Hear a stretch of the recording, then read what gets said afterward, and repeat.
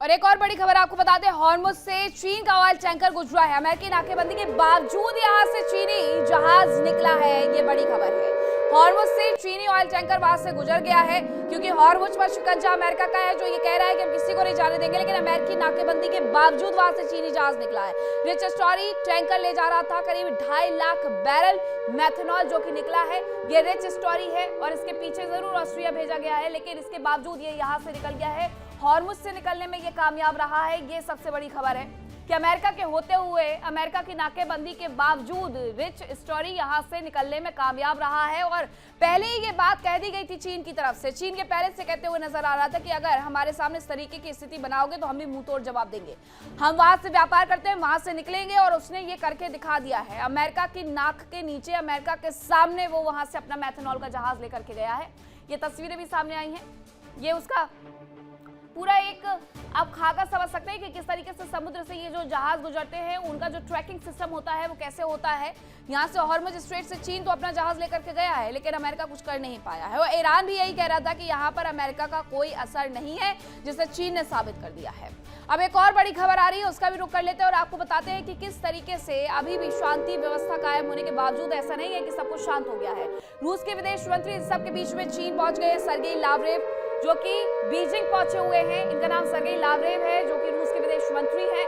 ये चीन पहुंचे हैं। कई अहम मुद्दों पर यहाँ पर द्विपक्षीय वार्ता हो सकती है और ये वार्ता यहाँ पर युद्ध को लेकर के ही होने वाली है।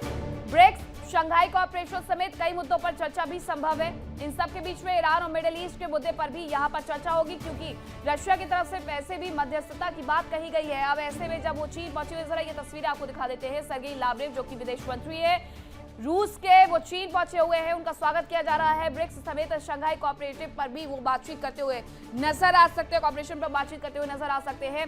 मिडिल ईस्ट में जो तनातनी वाली स्थिति बनी हुई है उस पर भी वो बातचीत करेंगे। और इसके साथ साथ रशिया ने जो मध्यस्थता का ऑफर दिया है उसके बारे में भी यहाँ पर बातचीत संभव है। ये दो खबरें आ रही हैं कि एक तरफ अमेरिका की नाक के सामने, अमेरिका की आंख के सामने, उसकी नाक के नीचे से किस तरीके से चीन ने अपना जहाज निकाल लिया है। और चीन और रशिया की अगर बात की जाए तो ये दोनों ही ईरान के पुराने सहयोगी राष्ट्र है, मित्र राष्ट्र है, जो इस पूरे युद्ध में उनके साथ मजबूती से खड़े हुए नजर आते हैं।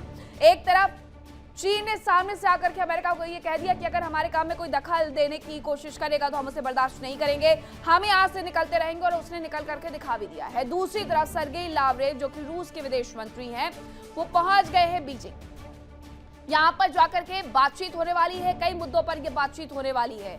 और बीजिंग पहुंच करके अब आप ये समझ लीजिए कि ब्रिक्स से लेकर के, शंघाई कोऑपरेशन से लेकर के जो मिडिल ईस्ट में मुद्दे गरमाए हुए हैं उस पर बातचीत होने वाली है।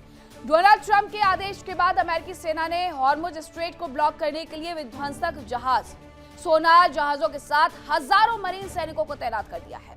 इसके साथ ही अमेरिकी सेना ने F-35B लड़ाकू विमान, MV-22 ऑस्प्रे और 15 युद्धपोत भी हॉर्मुज में नाकेबंदी करने के लिए तैनात कर दिए। अमेरिकी सेना का मकसद धीरे धीरे हॉर्मुज स्ट्रेट पर पूरी तरीके से अपना कंट्रोल करना है। ट्रंप ने आदेश दिया है कि हॉर्मुज में प्रवेश करने वाले या बाहर निकलने वाले सभी जहाजों को रोका जाए। हॉर्मुज स्ट्रेट की नाकाबंदी अगर कामयाब होती है तो ईरान के लिए यह विनाशकारी साबित हो सकती है।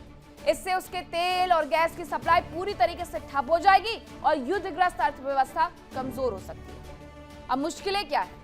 मुश्किल यह है कि अगर ईरान अमेरिकी युद्धपोतों पर फायरिंग शुरू करता है तो सीजफायर टूट जाएगा। और इसी बात का इंतजार तो ईरान करने के लिए बैठा हुआ है कि एक कदम ईरान आगे बढ़ाए, सीजफायर तोड़ दे और उसके बाद अमेरिका कहर बरपाना शुरू कर दे। दोनों देशों के बीच में फिर से एक बार युद्ध शुरू हो जाएगा। अमेरिका ने कैसे इस पूरी जगह को ब्लॉक किया हुआ है, जरा अब आपको वो बता देते हैं। हॉर्मुज ब्लॉक करने के लिए amphibious assault ship USS Tripoli वहां पर तैनात किया गया है और ऐसे 15 वॉरशिप वहां पर तैनात किए गए हैं, जिसमें एक यूएसएस त्रिपोली भी शामिल है। यूएस त्रिपोली को हालांकि पहले ही भेजा गया था। इसमें 2700 मरीन सैनिक भी तैनात है। इसके साथ मरीन सैनिक भी वहां पर पहुंचे हुए हैं।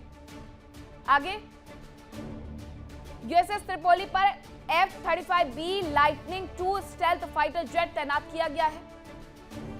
अगर ईरान की तरफ से एक कदम आगे बढ़ करके हमला इन तमाम वॉरशिप्स पर किया जाता है तो ये अपनी पूरी तैयारी के साथ आए हुए हैं कि अब ये युद्ध फारस की खाड़ी में ही हम खड़े होकर के हॉर्मुज में लड़ेंगे।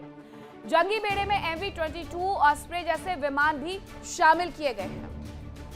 इसके अलावा विशेष सेंसर से लैस 3 हल्के हथियारों से लैस माइन स्वीपर जहाज माइंस को खोज रहे हैं यहाँ पर, क्योंकि माइंस जगह जगह हॉर्मुज में बिछाई गई थी। अब वो खुद भूल गए बिछा करके ईरान की कहाँ बिछाई है। छोटे एल्यूमिनियम फ्रिगेट को लिटोरल कॉम्बैट शिप के नाम से जाना जाता है, जिसे वहां पर तैनात किया गया है। इस वक्त फ्रिगेट भी वहां पर है।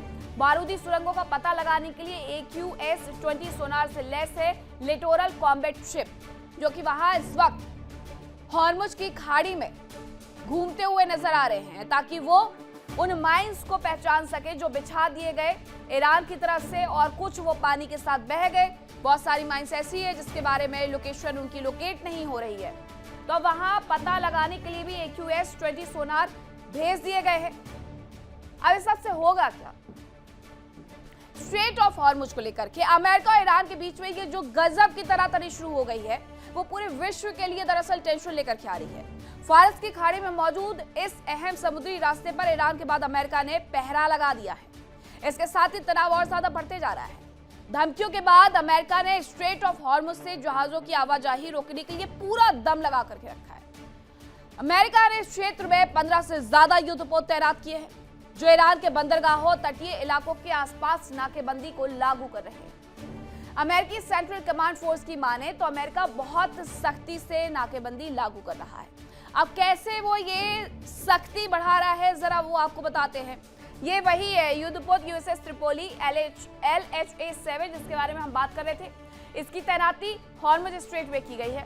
F-35B लाइटनिंग, इसकी तैनाती भी की गई है, ताकि यहां से हर जगह ट्रैक करके ये देखा जा सके कि ईरान की तरफ से, ईरान के पोर्ट की तरफ से कोई जहाज आने की कोशिश तो नहीं कर रहा है, या वहां जाने की कोशिश तो नहीं कर रहा है। स्टील्थ फाइटर जेट यहां पर तैनात कर दिए गए हैं। बहुत बड़ी तैयारी करके अमेरिका इस बार उतरा है हॉर्मुज में। MV-22 ऑस्प्रे विमान, जिसकी तस्वीर आप देख रहे हैं, इसकी तैनाती भी वहां पर कर दी गई है। और त्रिपोली में तो पहले से ही विमानों की तैनाती की गई है, फाइटर जेट। MV-22 ऑस्प्रे विमान की तस्वीर एक बार फिर से देख लीजिए, और ये तमाम सेंसर लेकर के अपने साथ चलता है। ये हर जगह निगाह रख सकता है और ये तय कर सकता है कि अगर कोई है वहां पर तो उसे उसी वक्त किस तरीके से ध्वस्त कर देना है।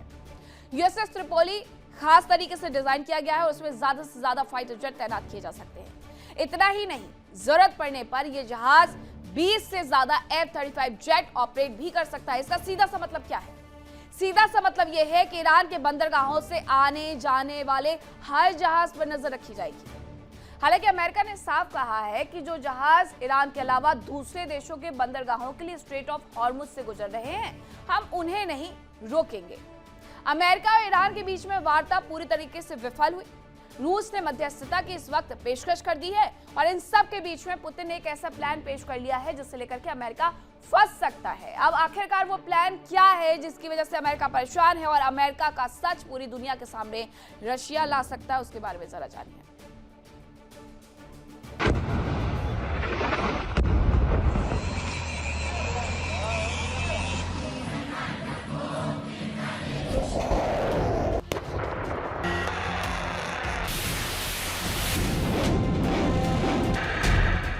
अमेरिका और ईरान के बीच जंग में मिडिल ईस्ट में भारी तबाही। मिडिल ईस्ट में मौजूद अमेरिकी सैन्य अड्डे तबाह हो गए। इजराइल में हर तरफ बर्बादी का आलम है, तो वहीं तेल बेच-बेचकर अमीर हुए खाड़ी देश टेंशन में आ गए, क्योंकि ईरान की मिसाइलों ने उनके अहम ठिकानों को भी तबाह कर दिया। अमेरिका और ईरान के बीच 2 हफ्ते के सीज फायर का ऐलान हुआ तो दुनिया ने राहत की सांस ली। दोनों देशों के प्रतिनिधियों के बीच वार्ता हुई। जेडी वेंस के नेतृत्व में अमेरिकी अधिकारियों, गालिबाफ के नेतृत्व में ईरानी प्रतिनिधिमंडल ने मुलाकात की, लेकिन कामयाबी नहीं मिली। वार्ता विफल होने के बाद ईरान के राष्ट्रपति पेजेश्कियान ने रूस के राष्ट्रपति पुतिन से बात की। बताया जा रहा है कि राष्ट्रपति पुतिन ने अमेरिका और ईरान के बीच मध्यस्थता की पेशकश की। रूस की ओर से कहा गया कि सशस्त्र संघर्ष दोबारा न हो, ये बहुत जरूरी है। साथ ही रूस ने एक बार फिर साफ कर दिया है कि वो इस संकट को सुलझाने में हर संभव मदद करने के लिए पूरी तरीके से तैयार है। अमेरिका और ईरान के बीच सबसे अहम मुद्दा परमाणु हथियारों का रहा। दरअसल ईरान के पास करीब 440 किलोग्राम यूरेनियम है, जो करीब 60% तक संवर्धित है। अमेरिका का कहना है कि ईरान के पास परमाणु हथियार नहीं होने चाहिए। ईरान ये तो कह चुका है कि वो परमाणु हथियार नहीं बनाएगा, लेकिन उसका दावा है कि परमाणु संवर्धन उसका हक है और वो शांति कार्यों के लिए परमाणु प्रोग्राम जारी रखेगा। मिडिल ईस्ट में परमाणु महायुद्ध की आशंकाओं के बीच रूस के राष्ट्रपति व्लादिमीर पुतिन ने एक ऐसा प्रस्ताव दिया कि ट्रंप प्रशासन ही चकरा सकता है। क्रेमलिन ने आधिकारिक तौर पर प्रस्ताव दिया है कि रूस ईरान के पास मौजूद सारा संवर्धित यूरेनियम अपने पास रखने के लिए तैयार है, ताकि ईरान परमाणु हथियार न बना सके। ये पुतिन की ओर से एक ऐसा रणनीतिक सेफ्टी वॉल्व है जो न केवल ईरान को अमेरिकी और इजरायली हमलों से बचा सकता है, बल्कि जंग के सबसे बड़े डेडलॉक को खत्म कर सकता है। क्रेमलिन के प्रवक्ता दिमित्री पेस्कोव ने पत्रकारों से बात करते हुए साफ कर दिया है कि ये प्रस्ताव नया नहीं है, बल्कि पुतिन पहले भी इसे अमेरिका और दूसरे देशों के सामने रख चुके हैं। पेस्कोव के मुताबिक ये ऑफर आज भी मेज पर है, बस इस पर अमल होना बाकी है। उधर ट्रंप प्रशासन लगातार दावा कर रहा है कि ईरान परमाणु बम बनाने के बेहद करीब है। उसके लिए ये प्रस्ताव एक बड़ी अग्नि परीक्षा की तरह है। अगर ईरान का सारा यूरेनियम रूस चला जाता है तो इजराइल और अमेरिका के पास ईरान पर हमला जारी रखने का सबसे बड़ा तकनीकी आधार खत्म हो जाएगा। शांति प्रस्ताव के तहत ईरान को अपने यूरेनियम भंडार को रूस को सौंपना होगा, ताकि वो हथियार बनाने लायक स्तर तक न पहुंच सके।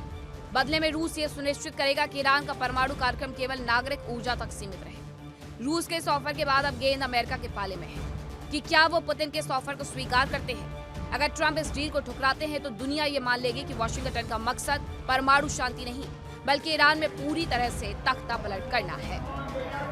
Bureau report, India daily. देखिए इंडिया डेली 24/7 अब आपके स्मार्ट टीवी पर। इंडिया डेली मौजूद है सभी डिजिटल प्लेटफॉर्म पर लाइव और लगातार। इंडिया डेली 24/7 हर दिन राष्ट्र को समर्पित।